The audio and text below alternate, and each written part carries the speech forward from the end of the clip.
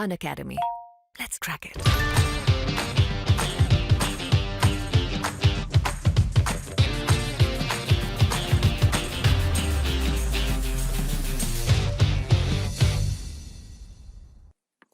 MPPSC 2020 के मुख्य परीक्षा के पाठ्यक्रम के अंतर्गत हम जो GS3 का पेपर है, ठीक है, यानी जो पेपर 3 है उसके अंतर्गत इकाई 3 में जो टॉपिक हम डिस्कस करने वाले आज वो है पशु एवं मनुष्यों में पोषण।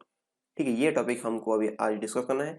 और यहाँ पे मैं आपको बता दूं, ये बार बार मैं आपको एक पाठ्यक्रम इसलिए दिखाता हूँ ताकि आप भ्रमित ना हो और आप अपने ट्रैक पर रहें, आपको पता पता चलता रहे कि हमारा पाठ्यक्रम का कितना पोर्शन अभी हो चुका है। ठीक है, तो यहाँ पे हम काफ़ी सारी चीज़ें हम देख चुके हैं। कोशिका संरचना एवं कार्य इसका देख चुके हैं। जंतु एवं पौधों का वर्गीकरण हम देख चुके हैं, यानी जो वर्गीकरण हमने देखे। ठीक है, वर्गीकरण के अंतर्गत सारे जो पांचों जगत है वो हमने देख लिए अच्छे से। और इसके बाद पौधों से संबंधित जो भी हम वर्गीकरण देख रहे थे, उसके बाद हमने जो पौधों में परिसंचरण वगैरह और पौधों में श्वसन वगैरह, ये सारी चीज़ें हम उस टाइम ही देख लिए। ठीक है, तो हमारा यहाँ पे पोर्शन बच जाता है कौन सा, सिर्फ जंतु वाला।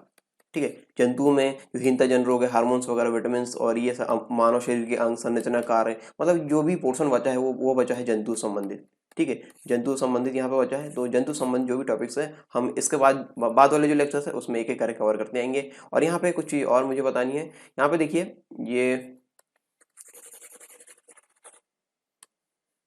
जैसे ये टॉपिक यहाँ पे दिया है, ठीक है, ये है क्या, हीनता जन्य रोग। हीनता जन्य रोग का कोई अलग से लेक्चर नहीं आएगा। यहाँ पे देखिए, और ये संतुलित आहार वगैरह है, ये विटामिन वगैरह है, ये सारे क्रमबद्ध तरीके से पोषण के संबंधित ही चलेंगे। ठीक है, पोषण के पार्ट्स वगैरह में शायद आए लेक्चर, या फिर अलग अलग मैं आपको दे दूं। जैसे पोषण में जो आवश्यक पोषक पदार्थ होते हैं, जैसे हम देखते हैं कार्बोहाइड्रेट वगैरह है, कार्बोहाइड्रेट, प्रोटीन, जो बेसिकली ये मेटाबोलाइट्स होते हैं, मेटाबोलाइट्स।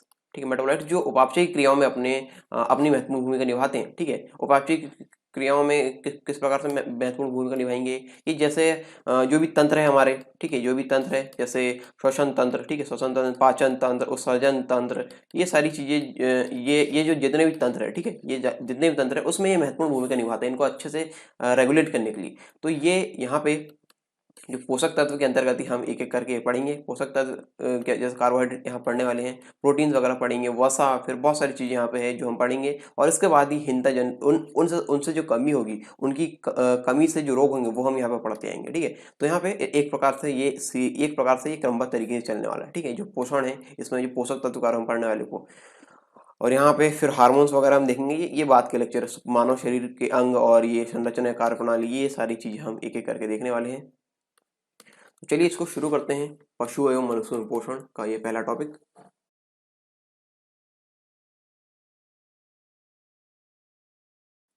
यदि आप एमपीपीएससी और व्यापम संबंधित एग्जाम की तैयारी कर रहे हैं तो अनअकैडमी आपके लिए लेकर आया बहुत ही आकर्षक फ्री प्लान। और फ्री प्लान के अंतर्गत आपको मिलते हैं 500 ज्यादा free live classes every week, और डाउट क्लियरिंग सेशन भी यहाँ पे होंगे, और वीकली फ्री मॉक टेस्ट यहाँ पे चलते हैं, फ्री लाइव क्विज यहाँ पे चलती है, 20 से ज्यादा क्वेश्चन इसमें होते हैं। Daily T20 free live quiz यहाँ पे चल रही है, 20 क्वेश्चन होते हैं, 20 मिनट में आपको आंसर देना होता है, और 8 बजे ये डेली चलती है सीरीज। इसके लिए आपको डाउनलोड करना होगा अनअकैडमी का लर्निंग ऐप, और इसमें आपको एमपीपीएससी और व्यापम संबंधित गोल चूज करना है। इसके बाद आपको एक ऑप्शन आएगा प्रोमो कोड डालने का। आप यहाँ पे कोड डालेंगे सरकार 10, याद रहे सरकार 10, प्रोमो कोड डालने के बाद ही आप इस प्लान को अनलॉक कर सकते हैं। यदि आप एमपीपीएससी प्रीलिम्स 2020 क्लियर करना चाहते हैं तो आपके लिए 2 बैचेस हैं। यहाँ पे एमपीपीएससी ब्रह्मास्त्र बैच है, और यहाँ पे एक है चैंपियनशिप बैच है। ये इन दोनों बैच में आप ज्वाइन हो सकते हैं। और यदि आप ऑल राउंड प्रिपरेशन के लिए प्लस कोर्सेज के लिए जाना चाहते हैं अनअकैडमी में, तो आपके लिए यहाँ पे द अल्टीमेट 60 डेज का कोर्स है यहाँ पे, और टारगेट एमपीपीएससी प्रीलिम्स का यहाँ पे 60 डेज का कोर्स है। आप इनको ज्वाइन कर सकते हैं। और साथ ही साथ यदि आप शुरू से तैयारी करना चाहते हैं एमपीपीएससी की, तो यहाँ पे 10 मंथ का फाउंडेशन बैच यहाँ पे चालू होने वाला है 12 जनवरी से। इसमें मेंस के साथ प्रीलिम्स की तैयारी भी कराई जाएगी, और आंसर एंड प्रैक्टिस सीरीज भी यहाँ पे कराई जाएगी। और यदि आप ऑलरेडी रिवीजन मोड में हैं तो रिवीजन के लिए संपूर्ण ज्ञान और संकल्प एमपीपीएससी प्रीलिम्स 2020 की सीरीज चल रही है, आप इसमें ज्वाइन हो सकते हैं। और आप एमपीपीएससी 2019 का प्रीलिम्स क्लियर कर चुके हैं तो आपके लिए ये बैच बहुत ही फायदेमंद है। स्वप्न पूर्ति बैच है एमपीपीएससी मुख्य परीक्षा के लिए, 35 दिन में आपको आंसर की प्रैक्टिस कराई जाएगी, और हिंदी मीडियम वालों के लिए बहुत ही फायदेमंद है। इसके लिए आपको अनअकैडमी के ऐप में जाकर के एमपीपीएससी और व्यापम के गोल से संबंधित जो प्लस बैचेस है वहां पे जाके गेट सब्सक्रिप्शन ऑप्शन में क्लिक करना है। यहाँ पे जाने के बाद आपको इस प्रकार का इंटरफेस दिखेगा, आपको अपने पसंदीदा प्लान चुनने का ऑप्शन मिलेगा, और यहाँ पे आप प्रोमो कोड डालिए सरकार 10 प्रोमो कोड डालने के बाद आप यहाँ पे 10% तक का डिस्काउंट ले सकते हैं, और इसके बाद प्रोसीड टू पे कीजिए। आप इसके बाद वो प्लान खरीद सकते हैं। तो देर किस बात की, download Unacademy now, let's crack it. Topic है जंतुओं में पोषण, न्यूट्रिशन इन एनिमल्स। इसके अंतर्गत हम देखते हैं जंतु पादपों की तरह स्वयं भोजन का निर्माण करने में सक्षम नहीं होते। ठीक है, जैसे हमने देखा था वहाँ पादप स्वयं का भोजन खुद बनाते हैं, मतलब स्वयं ये स्वपोषी होते हैं। बेसिकली कहने का मतलब ये है कि स्वपोषी होते हैं। ये सूर्य के प्रकाश की उपस्थिति में अपना भोजन बनाते हैं और प्रकाश संश्लेषण की क्रिया करके अपना भोजन ये बनाते हैं। ठीक है, तो ये इस तरह की क्वालिटीज जंतु में नहीं होती। ठीक है, तो जंतु जैसे आप है, हम है, या कोई जैसे भेड़ बकरी वगैरह इस टाइप से जो भी जंतु हैं, ठीक है, गाय वगैरह भैंस वगैरह, यानी जो पशु है, पशुओं में भी ये क्वालिटी नहीं होती जो जंतु के अंतर्गत आते हैं। ठीक है, तो सिर्फ यहाँ पे हम देखने को मिला यहाँ पे पादप वगैरह जो है वो अपना भोजन बना पाते हैं, जंतु यहाँ पे नहीं बना पाते। वे अपनी वृद्धि एवं विकास के लिए और प्रतिरक्षा तथा जैविक क्रियाओं हेतु ऊर्जा प्राप्त करने के लिए अन्य जीवों पर अथवा पौधों पर निर्भर रहते हैं। या तो वे जो अपना वृद्धि विकास है, प्रतिरक्षा वगैरह, या फिर जो जैविक क्रियाएं हैं उसके लिए जो ऊर्जा की आवश्यकता होती है उसके लिए अन्य जीवों पर डिपेंड होंगे या फिर पौधों पर निर्भर रहेंगे। ठीक है, पौधों पर जो डिपेंड रहेंगे वो शाकाहारी वगैरह होंगे। ठीक है, जो अन्य जीवों पर डिपेंड रहेंगे वो मांसाहारी के अंतर्गत आएंगे। ये सारी चीज़ें हम अभी एक एक करके देखेंगे। ठीक है, तो इस प्रकार से ये बताने का मतलब ये है कि वो अपने अपने पोषण के लिए और जो जैविक क्रिया है उसके लिए जो ऊर्जा प्राप्त होती है वो कहाँ से लेते हैं, अन्य जीवों से लेते हैं और पौधों पर ही निर्भर रहते हैं। दूसरों पर निर्भरता के कारण ही जंतुओं को परपोषी यानी हेटेरोट्रॉफिक कहा जाता है। परपोषी, ठीक है, ये दूसरों पर ये निर्भर होते हैं अपने पोषण के लिए, इसे क्या कहेंगे, परपोषी। इंग्लिश में बोलेंगे इसे हेटेरोट्रॉफिक, हेटेरोट्रॉफिक। ठीक है, आगे देखते हैं हम इसके बारे में। जंतुओं में पोषण के प्रकार यानी types of nutrition in animals, types of nutrition in animals यानी जंतु पोषण के प्रकार। इसके अंतर्गत हम देखते हैं भोजन की प्रकृति एवं जीवों द्वारा उसे ग्रहण करने की विधि के आधार पर जंतुओं में निम्नलिखित पोषण के प्रकार पाए जाते हैं। ठीक है, किस प्रकार से, भोजन की प्रकृति एवं जीवों के द्वारा उसे ग्रहण करने की विधि के आधार पर। दो आधार यहाँ पे, भोजन की प्रकृति है और दूसरा जीवों द्वारा उसे ग्रहण करने की विधि के आधार पर जंतु में पोषण के प्रकार पाए जाते हैं। यहाँ पे देखते हैं पहला है पूर्ण भोजी पोषण। ठीक है, होलोजोइक न्यूट्रिशन। दूसरा है परजीवी पोषण, पैरासिटिक न्यूट्रिशन। मृतोपजीवी पोषण ये है सेप्रोजोइक न्यूट्रिशन। ठीक है, तो एक एक करके सभी के बारे में हम देखेंगे यहाँ पे। पहला है पूर्णभोजी पोषण, होलोजोइक न्यूट्रिशन। इसके अंतर्गत क्या आते हैं, पूर्णभोजी पोषण को प्राणी सम पोषण भी कहा जाता है। क्या कहा जाता है, प्राणी सम पोषण। यदि आपको पूर्णभोजी पोषण की जगह प्राणी सम पोषण आया तो आप कंफ्यूज ना हो, ये दोनों एक ही चीज है। इसको हम पूर्णभोजी पोषण को प्राणी सम पोषण भी कहते हैं। इस विधि में जंतु भोजन को, जो जंतु रहते हैं भोजन को ठोस रूप में ग्रहण करते हैं और यह भोजन पौधों अथवा जंतु से प्राप्त किया जाता है। ये पूर्ण भोजी पोषण रहता है, इसमें किस प्रकार से ये ग्रहण करते हैं, ठोस रूप में। जो भोजन को किस रूप में किस फॉर्म में ग्रहण करते हैं या किस रूप में ग्रहण करते हैं, ठोस रूप में ग्रहण करते हैं और यह भोजन पौधों अथवा जंतु से प्राप्त किया जाता है। पूर्णभोजी पोषण में जीवों द्वारा जटिल कार्बनिक पदार्थों को ग्रहण करके उनका पाचन अवशोषण किया जाता है। ठीक है, उसको ग्रहण किया जाता है, फिर उसका पाचन होता है, फिर अवशोषण होता है। ये सारी प्रोसेस हम अभी अगली स्लाइड में देखने वाले हैं। ठीक है, तो पचे हुए भोजन का कोशिकाओं के भीतर स्वांगीकरण होता है यानी एसिमिलेशन होता है और ऊर्जा प्राप्त होती है। तो यहाँ पे एक क्रम है इसका। ठीक है, पहले ग्रहण होगा, फिर पाचन, अवशोषण, फिर जो पचे हुए भोजन का फिर स्वांगीकरण वगैरह की जो प्रक्रिया है वो हम यहाँ पे देखते हैं। ठीक है, तो देखिए यहाँ पे पूर्णभोजी पोषण के प्रमुख चरण होते हैं और यहाँ पे पहले अंतर्ग्रहण होता है, पाचन होता है, अंतर्ग्रहण यानी इंजेक्शन, पाचन यानी डाइजेशन, और यहाँ पे अवशोषण होगा, एब्जॉर्प्शन होगा, स्वांगीकरण, एसिमिलेशन और बहिष्करण, ये फिर इंजेक्शन हो जाएगा। मतलब जो भी पदार्थ है उसको शरीर से बाहर निकाल दिया जाएगा। ये सारे जो चरण है उसको एक एक करके हम देखते हैं। तो यहाँ पे जो भी भोजन हम लेते हैं, ठीक है, सबसे पहले हम करते हैं उसका अंतर्ग्रहण, इंजेक्शन। ठीक है, इंजेक्शन इंजेक्शन। ठीक है, तो यहाँ पे इंग्लिश में इसे इंजेक्शन बोलेंगे और अंतर्ग्रहण इसको हिंदी में बोलेंगे। भोजन को शरीर यानी शरीर में ले जाने की प्रक्रिया को अंतर्ग्रहण कहा जाता है। यानी आहार नाल के द्वारा हम शरीर के अंदर जब उसको लेकर जाते हैं तो वो प्रक्रिया कहलाती है अंतर्ग्रहण, इंजेक्शन। ठीक है, इंजेक्शन कहलाती है। अब उसके बाद होता है पाचन, ठीक है, डाइजेशन। तो डाइजेशन में क्या होता है, जो हमने शरीर के अंदर जो भोजन लिया है, ठीक है, उसका होता है ब्रेकडाउन।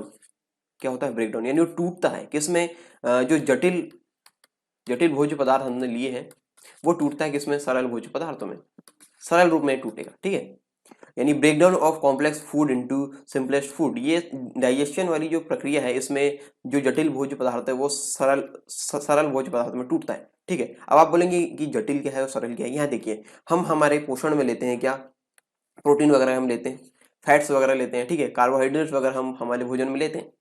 तो भोजन ये है जटिल रूप। कौन सा रूप है, जटिल रूप।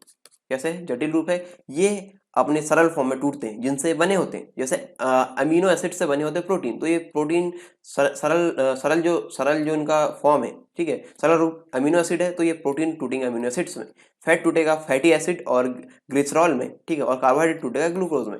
इस प्रकार से ये टूटते हैं। ठीक है, यानी जो डाइजेशन है यानी पाचन है, उसमें ब्रेकडाउन होता है किसका, जो कॉम्प्लेक्स फूड रहता है उसमें, उसका सिंपलेस्ट फूड में, यानी जटिल भोज्य पदार्थों का सरल भोज्य पदार्थों में टूटना, यहाँ पे ये प्रक्रिया होती है।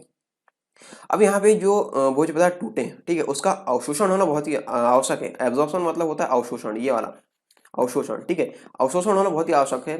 और ये आवश्यक क्यों है, और ये नहीं होगा तो क्या होगा, ये इसके लिए हम समझते हैं एक प्रोसेस, एक प्रक्रिया है। जैसे लूज मोशन वगैरह होता है हमारे शरीर में, ठीक है, दस्त वगैरह जो समस्या होती है वहाँ पे, उससे हम उसको लेकर हम यहाँ पे समझते हैं। ठीक है, दस्त वाली कंडीशन में क्या होते हैं, शरीर में हम जो भी चीज भोजन के रूप में लिए, ठीक है, यानी उसका अंतर्ग्रहण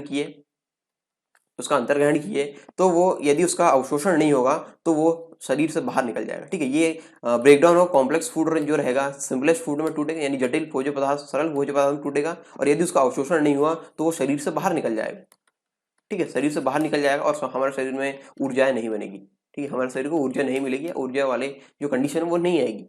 तो इसलिए ये कंडीशन ना हो, यानी जो दस्त में जिस जिस प्रकार कंडीशन होती है कि एब्जॉर्प्शन नहीं होता है वहां से, वो जो सिंपलेस्ट फूड रहता है वो निकल जाता है, तो वो कंडीशन ना हो, इसलिए शरीर में एब्जॉर्प्शन होना बहुत ही आवश्यक है। और simplest food should absorb in human body. ठीक है, इसका अवशोषण होना बहुत ही आवश्यक है। और अवशोषण के बाद इसमें होता है एसिमिलेशन, यानी होता है स्वांगीकरण। स्वांगीकरण इसको बोलते हैं, स्वांगीकरण। ठीक है, ये प्रोसेस यहाँ पे आपको समझ में आ रही है और नहीं आ रही हो तो कमेंट बॉक्स में कमेंट करके बताएं, और मैं इसको और भी सिंपलेस्ट फॉर्म में बता सकता हूँ। ठीक है, और भी सरल तरीके इसके होंगे, यदि आपको समझ में ना आए तो। एब्जॉर्प्शन हो गया यहाँ पे, ठीक है, आपको समझ में आ रहा है। पहले अंतर्ग्रहण हुआ, यानी शरीर के अंदर जो आहार नाल से ये भोजन गया है, और यहाँ पे इसका डाइजेशन हुआ।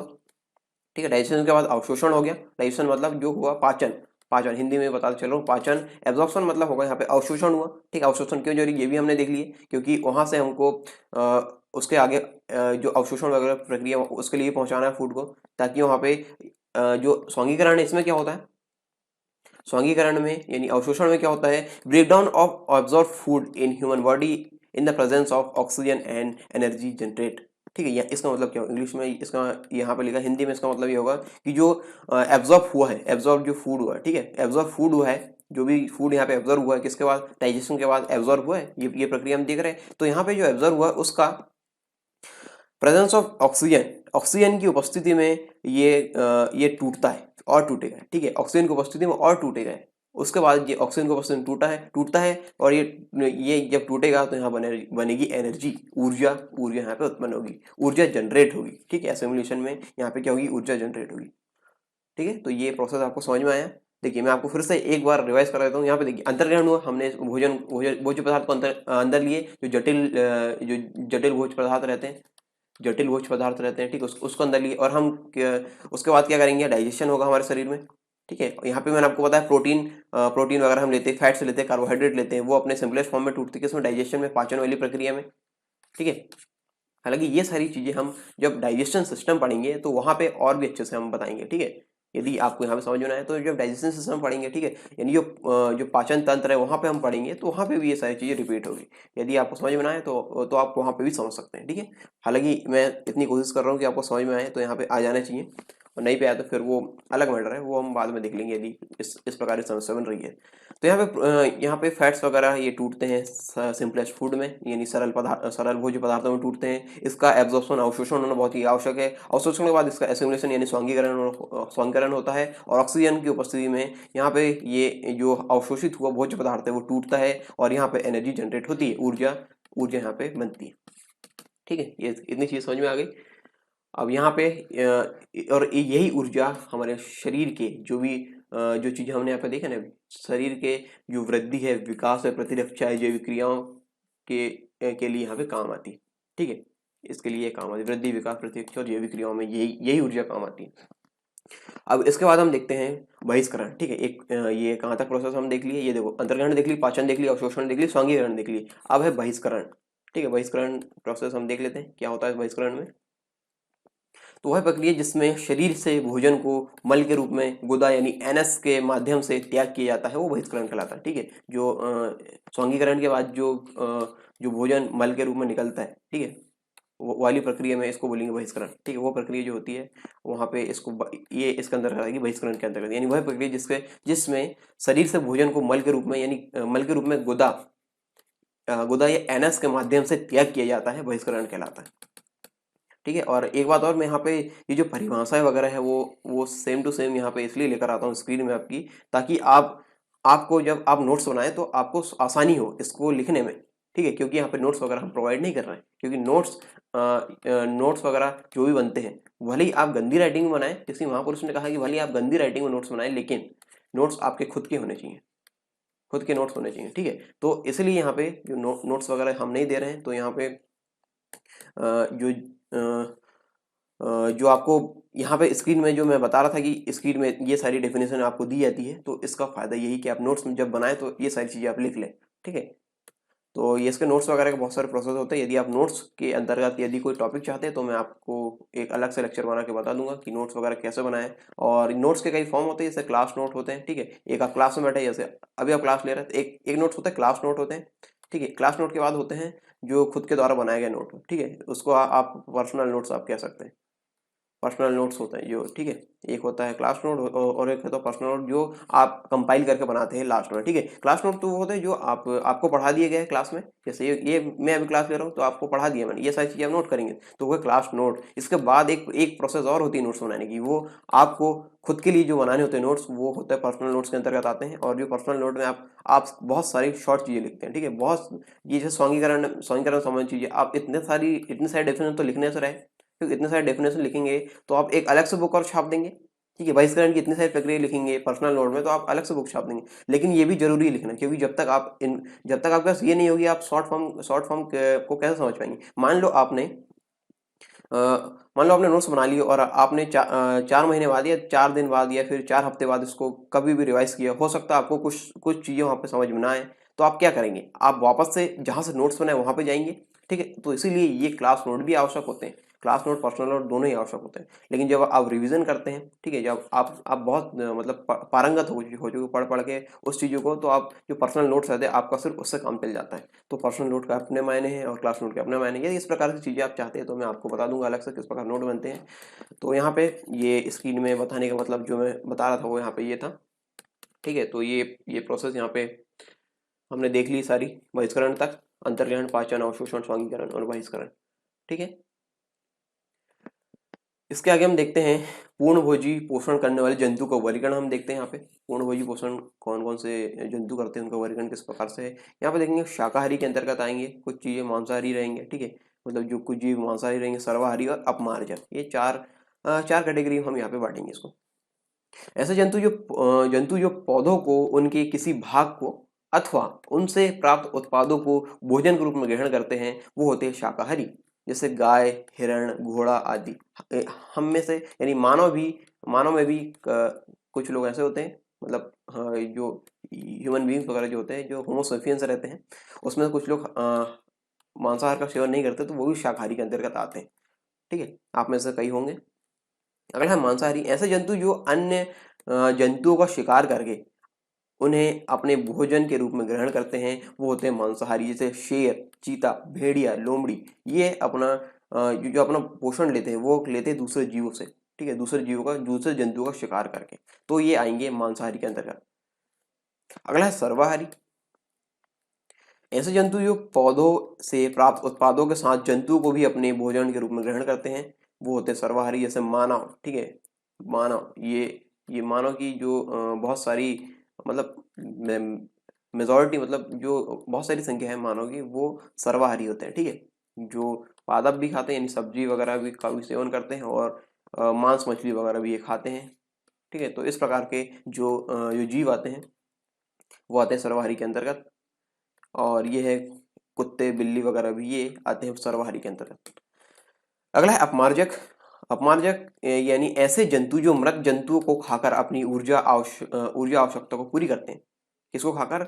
मृत जंतु, यानी मरे हुए जंतु को खाकर अपनी ऊर्जा आवश्यकता को पूरी करते हैं, वो होते हैं अपमार्जक के अंतर्गत आते हैं।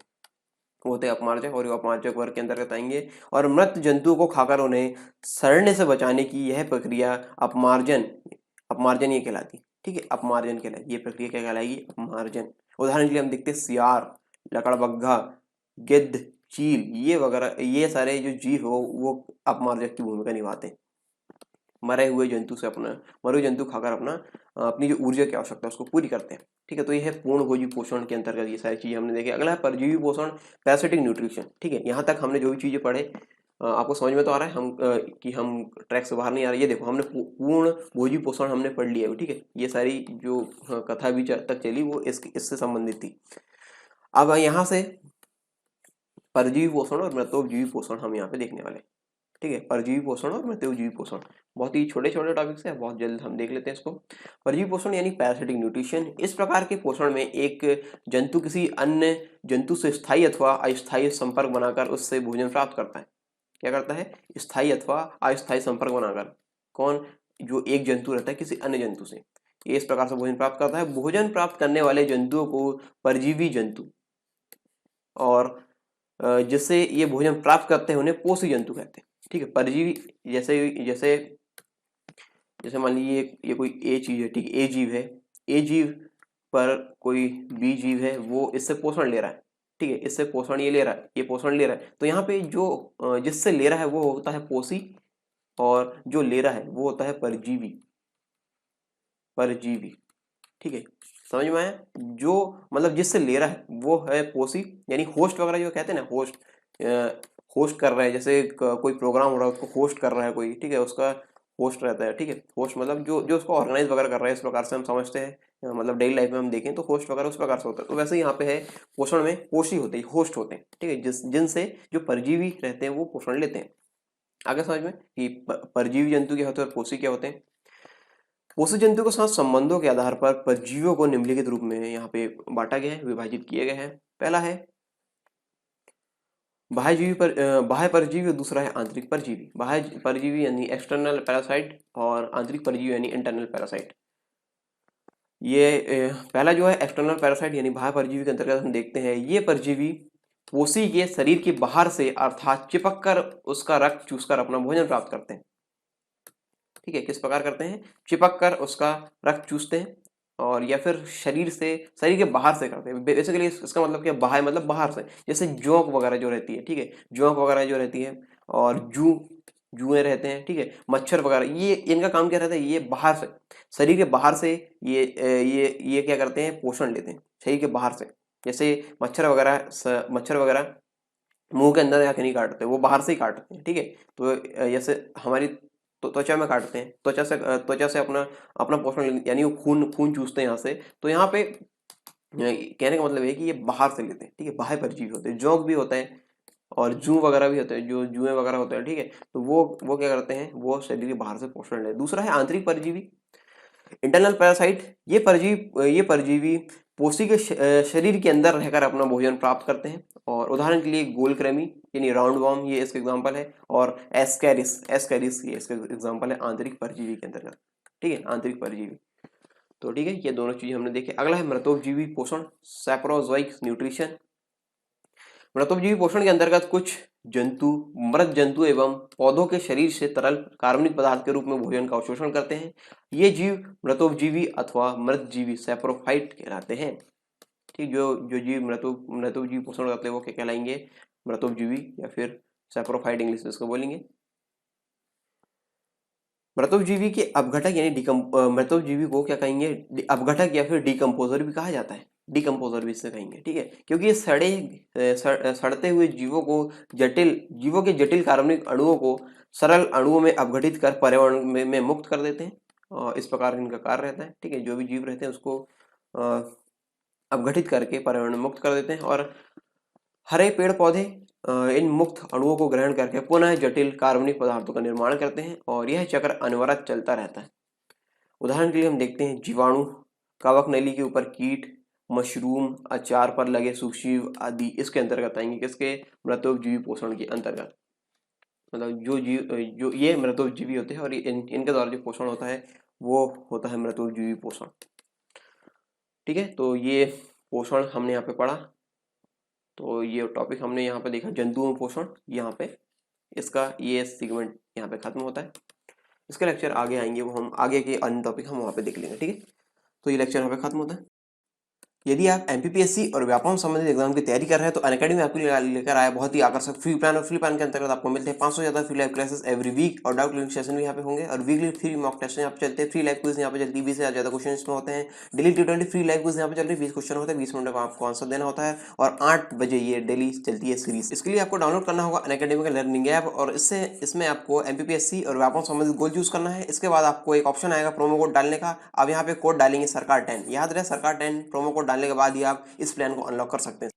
यदि आप एमपीपीएससी प्रीलिम्स 2020 क्लियर करना चाहते हैं तो आपके लिए 2 बैचेस हैं। यहाँ पे एमपीपीएससी ब्रह्मास्त्र बैच है, और यहाँ पे एक है चैंपियनशिप बैच है। ये इन दोनों बैच में आप ज्वाइन हो सकते हैं। और यदि आप ऑल राउंड प्रिपरेशन के लिए प्लस कोर्सेज के लिए जाना चाहते हैं अनअकैडमी में, तो आपके लिए यहाँ पे द अल्टीमेट 60 डेज का कोर्स है यहाँ पे, और टारगेट एमपीपीएससी प्रीलिम्स का यहाँ पे 60 डेज का कोर्स है। आप इनको ज्वाइन कर सकते हैं। और साथ ही साथ यदि आप शुरू से तैयारी करना चाहते हैं एमपीपीएससी की, तो यहाँ पे 10 मंथ का फाउंडेशन बैच यहाँ पे चालू होने वाला है 12 जनवरी से। इसमें मेंस के साथ प्रीलिम्स की तैयारी भी कराई जाएगी, और आंसर राइटिंग प्रैक्टिस सीरीज भी यहाँ पे कराई जाएगी। और यदि आप ऑलरेडी रिवीजन मोड में हैं तो रिवीजन के लिए संपूर्ण ज्ञान और संकल्प एमपीपीएससी प्रीलिम्स 2020 की सीरीज चल रही है, आप इसमें ज्वाइन हो सकते हैं। और आप एमपीपीएससी 2019 का प्रीलिम्स क्लियर कर चुके हैं तो आपके लिए ये बैच बहुत ही फायदेमंद है। स्वप्न पूर्ति बैच है एमपीपीएससी मुख्य परीक्षा के लिए, 35 दिन में आपको आंसर राइटिंग प्रैक्टिस कराई जाएगी, और हिंदी मीडियम वालों के लिए बहुत ही फायदेमंद है। इसके लिए आपको अनअकैडमी के ऐप में जाकर के एमपीपीएससी और व्यापम के गोल से संबंधित जो प्लस बैचेस है वहां पे जाके गेट सब्सक्रिप्शन ऑप्शन में क्लिक करना है। यहाँ पे जाने के बाद आपको इस प्रकार का इंटरफेस दिखेगा, आपको अपने पसंदीदा प्लान चुनने का ऑप्शन मिलेगा, और यहाँ पे आप प्रोमो कोड डालिए सरकार 10 प्रोमो कोड डालने के बाद आप यहाँ पे 10% तक का डिस्काउंट ले सकते हैं, और उसके बाद प्रोसीड टू पे कीजिए। आप इसके बाद वो प्लान खरीद सकते हैं। तो देर किस बात की, download Unacademy now, let's crack it.